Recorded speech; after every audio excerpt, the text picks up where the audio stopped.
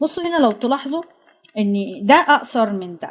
طيب دلوقتي ايه الحل للمشكله دي؟ لو قابلتكم مشكله زي دي ان الخيط هنا قصر، اللي هو الخيط اللي انا بدخل فيه الخرزه قصر معايا، طيب انا دلوقتي ازاي هدخل الخرزه وده اطول من ده؟ فهعمل ايه؟ هبدل، هخلي ده هنا وده هنقله هنا. طب هعمل الموضوع ده ازاي؟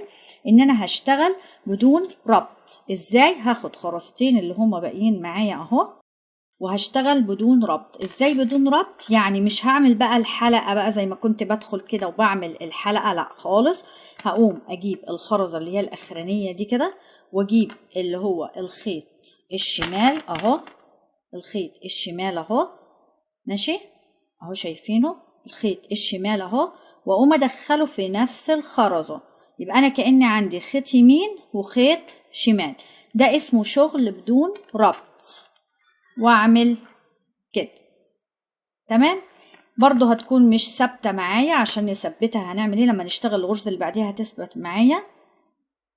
هعمل كده، هدخل كده في دي اهو وهسحب الخيط كده.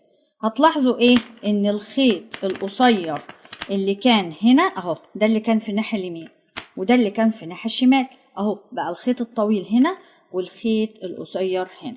طبعا احنا محتاجين دايما ان الناحيه اليمين تكون اطول من الشمال، عشان هي دي الناحيه اللي هندخل فيها الخرز.